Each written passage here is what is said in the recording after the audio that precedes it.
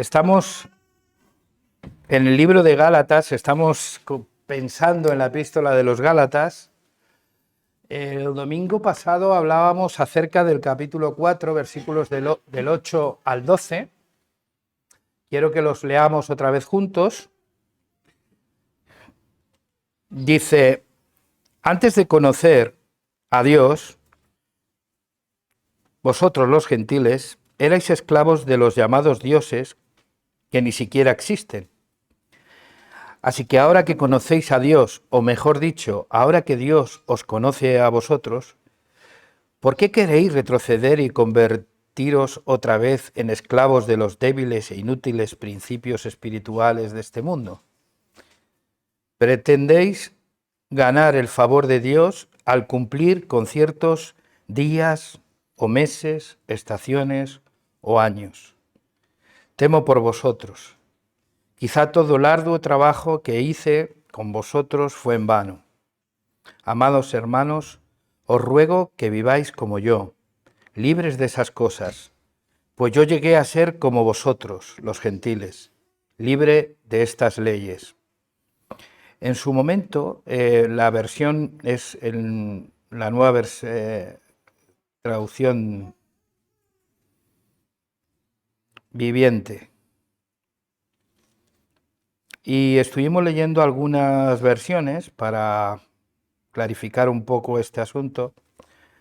Y hablábamos, si os acordáis, de la asociación que hacía el apóstol Pablo respecto a la esclavitud que produce la idolatría pagana y también la esclavitud a la que querían volverse los gálatas, volviendo a sujetarse a la ley.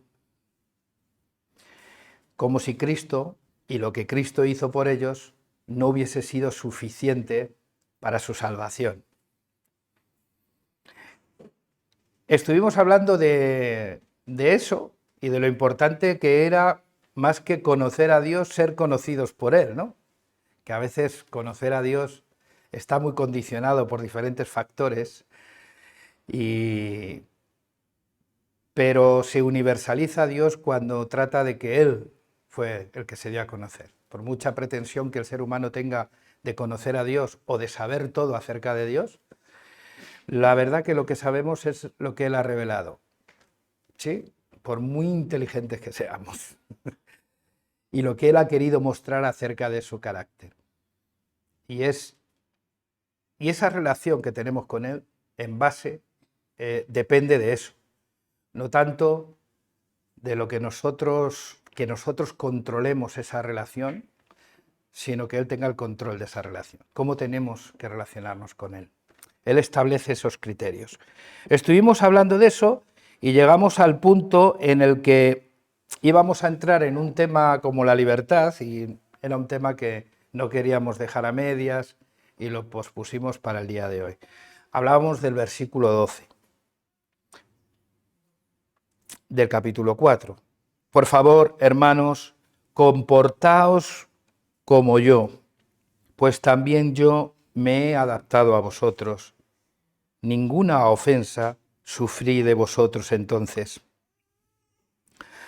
Es curioso, ¿no? Porque el apóstol Pablo les está invitando a una manera de vivir. Se está dirigiendo en todo momento a los creyentes gentiles de la iglesia de Gálatas. Ya hemos hablado en algún que otro momento la dificultad del cristianismo en su origen, que al ser cristianos judíos, la mayoría de los primeros cristianos, pues cuando se incorporaron los gentiles tuvieron muchísimos problemas. Muchas de estas epístolas del apóstol Pablo tienen que ver con esas dificultades. Yo entiendo que al judío que estaba acostumbrado por tradición, por herencia familiar, por contexto cultural, a relacionarse con Dios de una determinada manera, que de la noche a la mañana se incorpore una comunidad de gentiles en la que lo único que se le demanda es que crean en Jesucristo, pudo ser hasta un poco escandaloso, ¿no? Acostumbrados a una forma de religión que tiene que ver, que se mete hasta en lo que ha de comerse y no ha de comerse, No voy a entrar si es bueno, si es malo, si es regular, porque no voy a eso. Pero sí que es verdad que el apóstol Pablo les viene a decir a los gentiles, oye, no os sometáis a ese modelo de esclavitud, que no deja de ser un modelo idolátrico, porque al final en el centro de la relación con Dios, el que domina la relación con Dios no es Dios mismo y lo que Dios hizo por medio de Jesús para ti, sino que eres tú mismo y lo que tú tienes que hacer para merecer el favor de Dios. Es que no es lo mismo. Partimos de la base de que la Iglesia es una comunidad que se ha declarado compuesta por personas que se han declarado en bancarrota moral, ¿sí o no? Porque si no es así, es un problema. Bienaventurados los pobres de espíritus, porque de ellos, quiero decir, cuando hemos reconocido nuestro pecado y hemos reconocido que moralmente somos responsables delante de Dios, pues al final, evidentemente, estamos hablando de una comunidad que se reconoce a sí misma pecadora, ¿sí o no? Y que por eso buscaron un Salvador, que es Cristo el Señor, necesitados de un Salvador.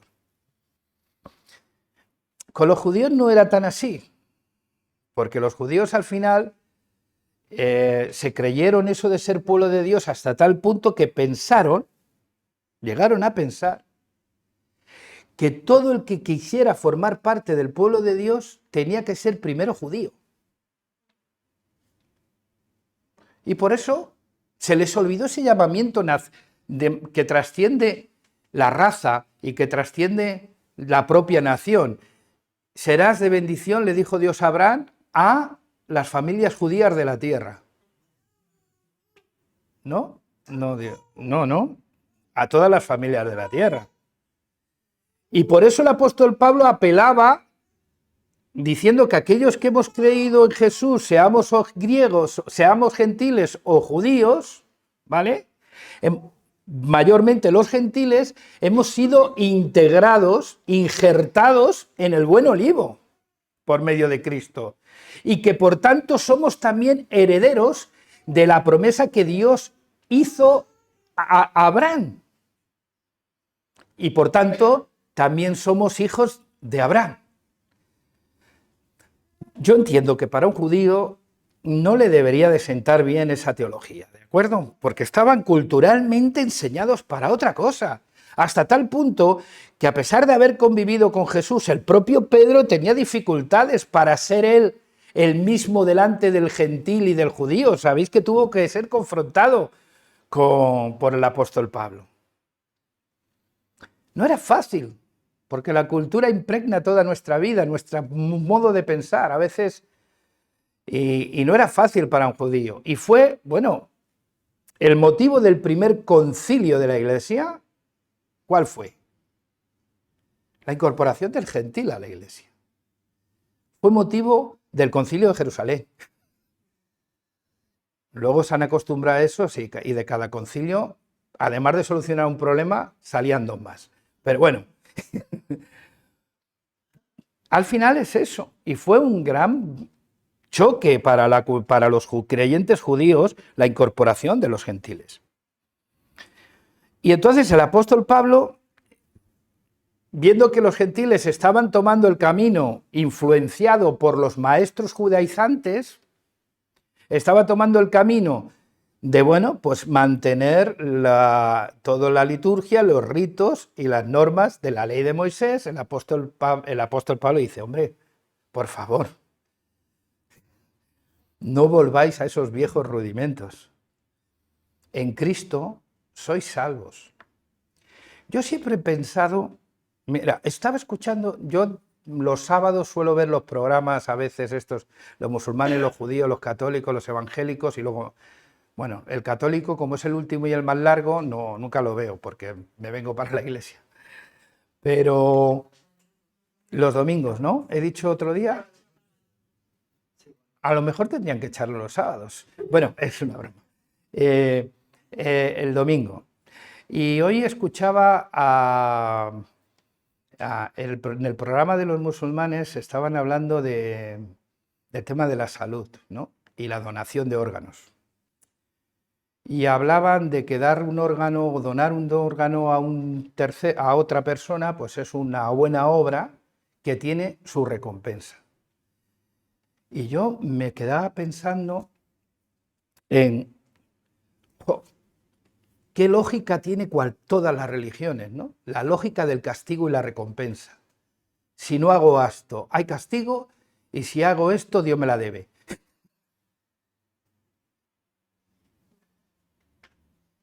Pero el cristianismo no es eso.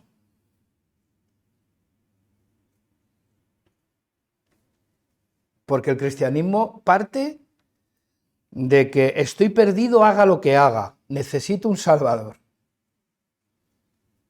Parte de ahí. Porque a veces pensamos, y eso también para que veáis cómo la cultura impregna nuestra manera de ser y de pensar y de actuar. A veces pensamos, cuando nos reunimos con una persona que es de una fe católica, ¿no?, de una confesionalidad católica, decimos, es que no, una de las grandes reclamaciones, no somos salvos por obras, sino por fe. Pero luego tenemos estructurada una fe protestante y evangélica basada en el mérito muchas veces, en lo que hago y en lo que no hago, en lo que doy y en lo que no doy, en lo que asisto o no asisto. Y a veces es esa lógica que incluso inspira toda nuestra forma de vivir, de orar y de ser. Creemos que Dios mantiene esa lógica de la recompensa y el castigo. Y eso inspira la superstición, el miedo, la culpa y la vergüenza. Todas emociones tóxicas que aparecieron en la experiencia humana una vez que el hombre decide ser como Dios y pecar contra él alejándose de él. Existe una cultura impregnada en todos nosotros, en todo el mundo occidental también, y en toda religión, que es esa lógica de que para que Dios me apruebe, yo tengo que hacer, para yo agradarle, como si Dios fuese un ser que está cabreado y que necesita que yo le cante para que él se ponga contento. Pero ¿no veis lo ridículo que suena todo eso? O como que Dios necesita el X% de nuestra economía para su gloria. Vamos a ver, el Dios que necesite mi dinero lo lleva claro. No sé si os dais cuenta, no porque lo dé o no lo dé, sino porque, hombre, es muy mezquino pensar que el Dios que hizo el cielo y la tierra, que suyo es el oro y la plata, necesite mi dinero. No sé vosotros, pero a mí me suena un poco mezquino. Y que además le dediquemos 30 minutos a veces de los cultos para que la gente suelte la manteca, pues ya te puedes morir, ¿no? O sea, esto ya suena un poco a otra cosa. Pero detrás de todo eso subyace que si yo no lo hago, Dios se va a mosquear conmigo, ¿sí o no? Y tengo miedo a que me pase algo, a que me ponga enfermo, pero no pasa nada. Si vivimos en un mundo roto y caído, y seguramente que nos pondremos enfermos aun haciendo lo bueno.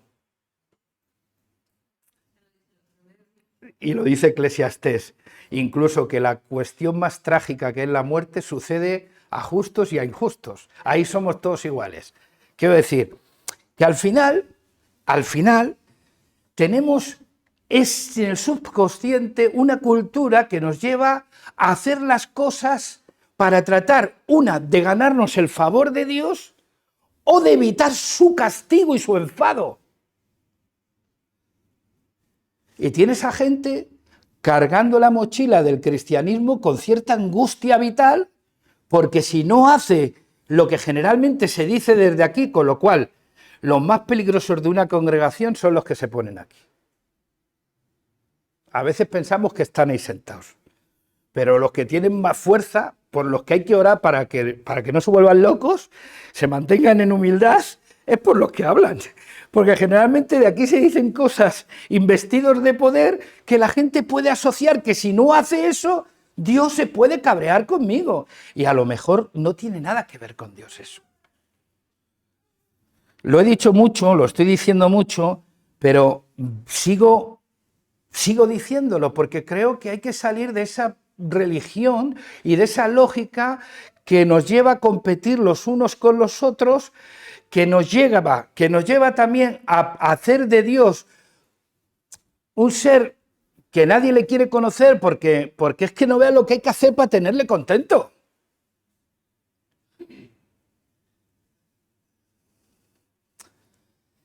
O ese Dios que tiene un grupo de iluminados, ¿no? que toman café con Dios desde las 9 de la mañana hasta las 2 de la tarde y que se embullen en una lógica de que son mejores que nadie, porque practican la fe más que nadie, porque oran más que nadie. ¿Os acordáis de la lógica del fariseo, no? Con la oración. Señor, te doy gracias porque no soy como los demás hombres. Vamos a ver, desde el punto de vista de convivencia, ¿a ti no te da repelús tener que convivir con un personaje así? ¿Que piensa eso de todos, incluido tú? A veces nos preguntamos por qué la gente no va a la iglesia, pero no nos damos cuenta que a veces nuestra forma de ser, nuestra forma de vivir y de compartir y de comunicar la fe está tan inspirada en lo que hacemos o no hacemos para evitar el castigo o para conseguir su bendición, que sinceramente da yuyu.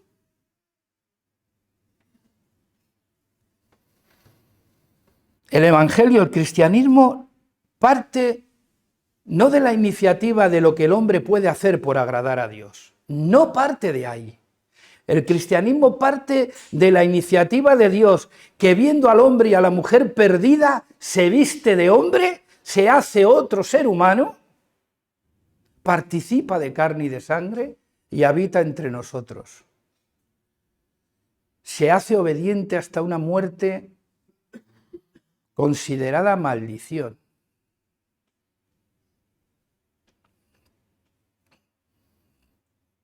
Es increíble. El cristianismo, a diferencia de cualquier otra forma de entender la religión, es completamente distinto, porque no es Dios, no es el hombre en busca de Dios a tientas, sino es Dios en busca del hombre, haciéndose un igual a ti y a mí, participando de nuestra realidad compleja, difícil y contradictoria, pasando hambre, necesidad, sueño, siendo rechazado, siendo despreciado. Cualquier situación que hayamos humanamente vivido nosotros, ya la vivió Él por nosotros. Hasta el desamparo del Padre en la cruz. Dios mío, ¿por qué me has desamparado? Para poder ampararnos a nosotros. Llegó hasta allí.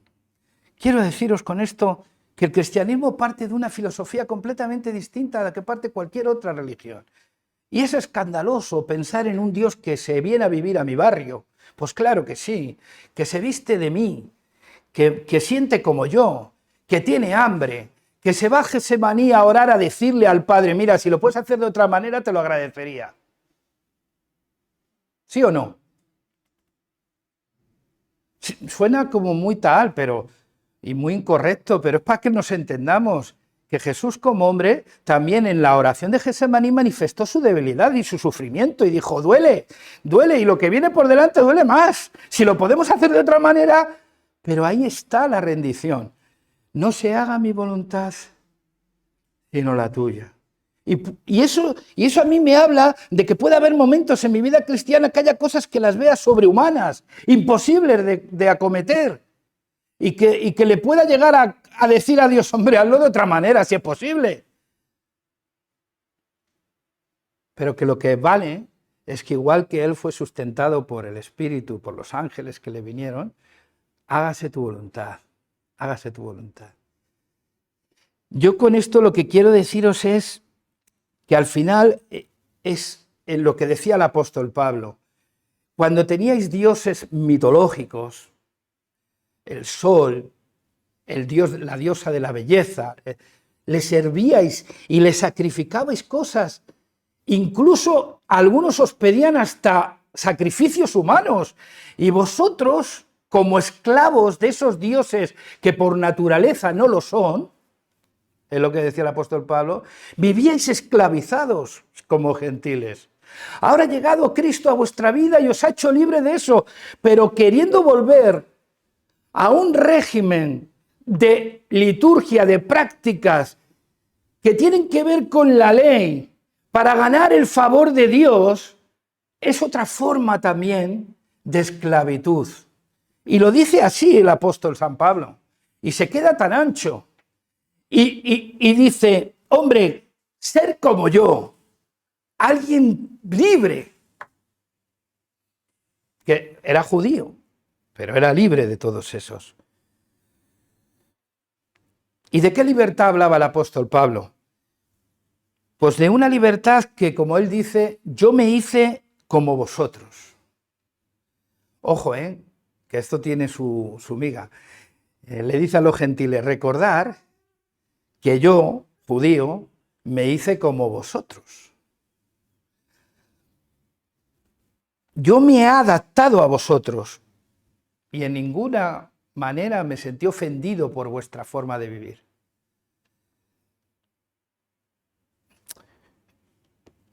Él pensó en los otros de una manera diferente, no de donde él estaba, sino donde estaban los otros. Otra manera de mirar al otro, al que es diferente a nosotros.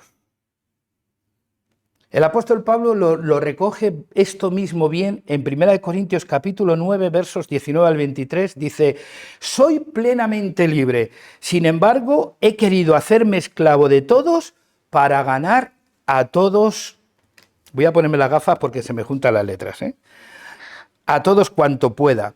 Con los judíos me conduzco como un judío para ganar a los judíos. Con los que están sujetos a la ley, yo, que no estoy sujeto a la ley, actúo como si lo estuviera a fin de ganarlos. Igualmente, para ganar a los que están sin ley, yo, que no estoy sin ley, ya que mi ley es Cristo, me comporto con ellos como si estuviera sin ley. Con los pocos formados en la fe procedo como si yo también lo fuera, a ver si así los gano. A todos traté de adaptarme totalmente para conseguir, cueste lo que cueste, salvar a algunos. Todo sea por amor al mensaje evangélico de cuyos bienes espero participar. Libre para amar el mensaje evangélico, haciendo del otro nuestra razón de entrega y de adaptación. Es en este contexto en el que se aborda, porque si seguís leyendo, el apóstol Pablo toma una ilustración de un atleta, de un deportista. Ese es el contexto, ¿vale? No el de ganar nuestra salvación, como algunos dicen que dice, no vaya a ser que yo vaya a ser eliminado, ¿no? Como que el muchacho se iba a perder a estas alturas. Bien sabéis que todos los que participan en una competición atlética, solo uno recibe el premio, correr como para ganar. Entended el ganar no como el ganarme a Dios, sino como el ganarme al otro, que es de lo que va el pasaje. Claro, si lo desplantamos y lo plantamos en otro sitio, estamos perdidos. Y ya veis cuántas cosas se privan los que se entrenan con vistas a una prueba deportiva. Ellos lo hacen para conseguir una corona que se marchita. Nosotros, en cambio, aspiramos a un trofeo imperecedero. En cuanto a mí, no corro a ciegas, ni lucho como quien da golpes al aire, sino que golpeo mi cuerpo con rigor y lo someto a disciplina. Y es porque yo, que he proclamado a otros el mensaje, no quiero quedar descalificado. Evidentemente, cuando habla de descalificación y de ganar no está hablando de su propia salvación, sino de la salvación de otros. Aquí algunos piensan que el apóstol Pablo machaca su cuerpo, lo funde en disciplina para no perderse. Es verdad que en algunos conventos donde la gente se recluye terminan haciendo cosas que son indescriptibles, porque el pecado mora en nosotros y a veces pensamos que aislándonos del mundo se nos va a quitar nuestros males. Pero no está hablando de eso, está hablando realmente de que aquel que quiere conseguir algo, el atleta que quiere conseguir algo, y en este caso el conseguir algo es conseguir que otros se salven, ¿vale? Es capaz de privarse. Yo me he hecho muchas preguntas con esto, claro, porque queda más chulo decir que lo que yo hago me privo para la gloria de Dios. Queda muy más chulo eso que decir que lo hago por José Luis, por ejemplo, ¿no? Al fin y al cabo, prefiero que me la deba Dios que me la deba José Luis, ¿no? Pero yo me he hecho muchas preguntas con este pasaje a la luz de lo que el apóstol Pablo está diciendo, que quiero compartir con vosotros. Desde ese punto de vista y desde ese ejemplo que el apóstol Pablo toma de atleta, ¿con qué o con quién estamos compitiendo? ¿Qué es lo que nos lleva a competir? ¿Con quién? Hablando de una competición deportiva.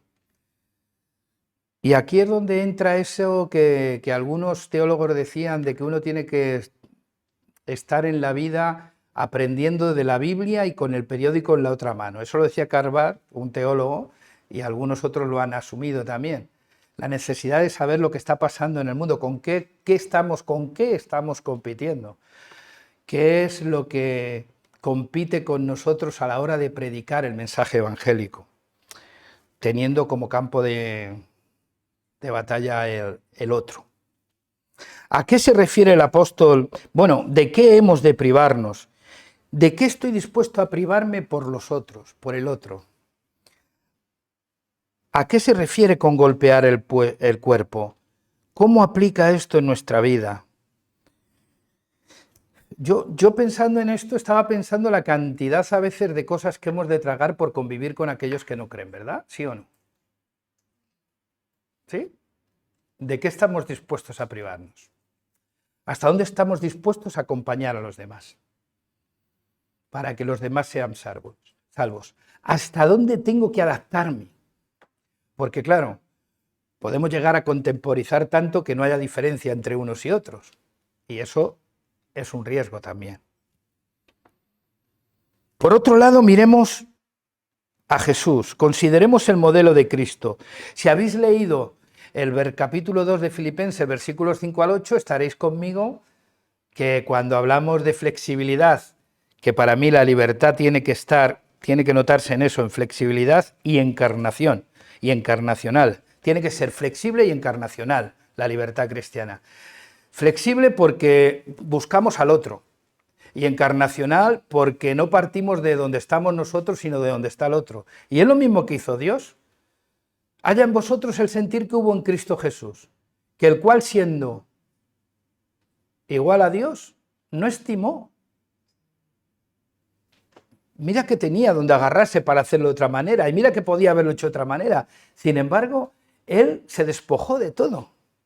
Y ahí es donde está ese privarse, ¿no? Ese privarse, ese limitarse por el otro. Y seguimos, además de flexible y encarnacional, la libertad debe de estar basada en la honestidad y la transparencia. Yo sé que esto no es fácil. Versículo 12. Ruego se hagan como yo. Igual que yo me hice como vosotros, háganse como yo. Claro, decir eso solo suena... Pero eso tiene que ver con transparencia, ¿no? Eso tiene que ver con honestidad. Eso tiene que ver con tener un claro ejemplo. Eso es tener puertas abiertas. Ser transparente no es fácil. Someterse al escrutinio de los demás tampoco.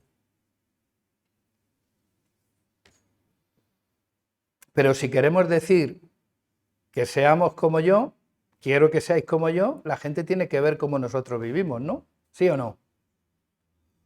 O le decimos ser como yo porque voy a la iglesia, ser como yo porque hay una parte de mi vida que te la enseño, pero hay otra que es solo mía.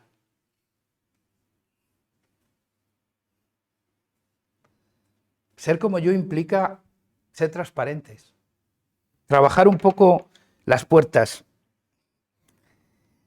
Ser una comunidad de puertas abiertas que no tiene nada de qué avergonzarse ni nada que ocultar.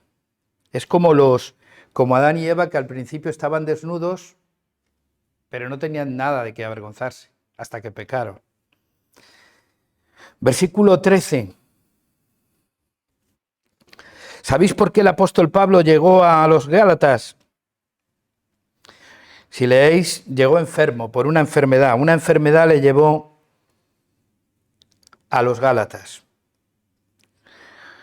Y yo he dicho que la libertad del creyente es no solo flexible, encarnacional, no solo es honesta, se basa en la honestidad y la transparencia, sino que también hace de la debilidad virtud y de las dificultades una oportunidad. Y es lo que hizo el apóstol Pablo con la enfermedad.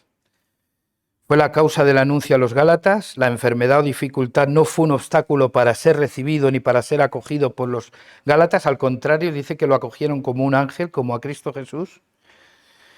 Y oye, todo esto de la debilidad, la enfermedad, contradice mucho el pensamiento y la idea de éxito y majestad que la Iglesia siempre ha querido imponer, ¿no? Para conquistar el corazón de la gente. Yo creo que deberíamos de pensar un poco más en esa teología del sufrimiento y de la debilidad, donde Cristo realmente se hace fuerte. La teología de la cruz, como decía Lutero, y no de la gloria. Esa es a la que la Iglesia debe de aferrarse. Y quiero terminar con los últimos versículos, el capítulo 17, 19 y 20 de Gálatas, del capítulo 4, que lo podemos leer juntos si os parece bien.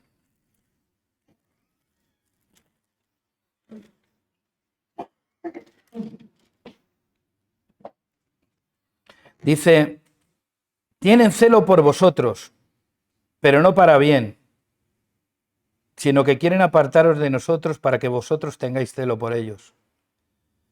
Bueno es mostrar celo en lo bueno siempre, y no solamente cuando estoy presente con vosotros. Hijitos míos, por quienes vuelvo a sufrir dolores de parto hasta que Cristo sea formado en vosotros.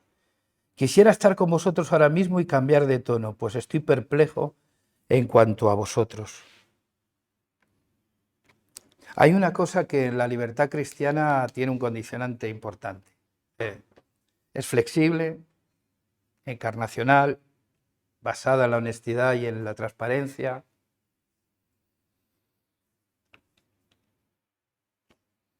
Hace de la debilidad virtud.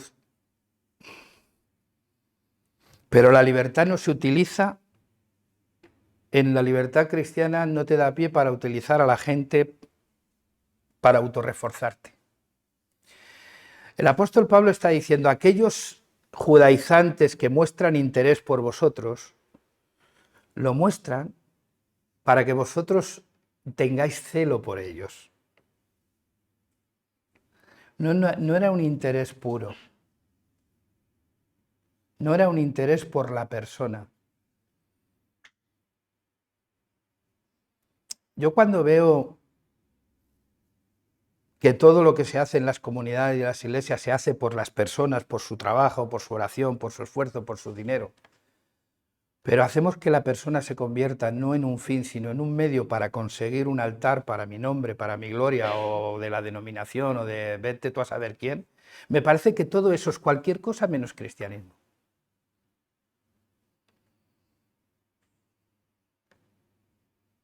Y es que aquellos que están en la cultura del obrar, esos maestros judaizantes, necesitan al mismo tiempo ser reforzados por gente que dependa de ellos. Y eso es lo que denuncia el apóstol Pablo.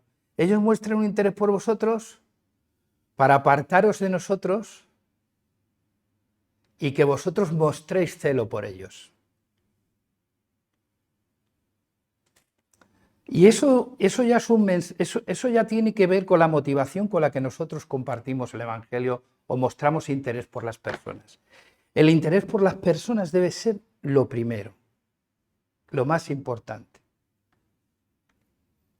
Y no hacer de la persona un medio, sino un fin en sí misma. La persona no es el medio que yo consigo para mis fines, sino es un fin en sí mismo y nos tenemos que dar a ellas y dedicarnos a ellas. Para eso no soy libre. O sea, para hacer que las personas sean un medio y no un fin, ahí es donde nuestra libertad encuentra su limitación. Amén. En esa libertad que hemos recibido de Cristo es la que nos lleva a una verdadera alteridad cristiana, a una forma de entender al otro, una libertad que nos capacita para el bien y que nos señala el verdadero camino de ser seguidores de Cristo. No hay que tener miedo a la libertad. Es un don preciado dado por Dios en Cristo. La verdadera religión según Cristo se basa precisamente en la libertad. Lo maravilloso de nuestra relación con Dios como Padre por medio de Cristo es que es una relación basada en eso, en la libertad, y no en la religión, no en la obligación, no en la resignación. Sed libres en Cristo. Es una aspiración legítima. Y no volvamos a ningún yugo de esclavitud. Vamos a dar gracias a Dios, si os parece, por su palabra.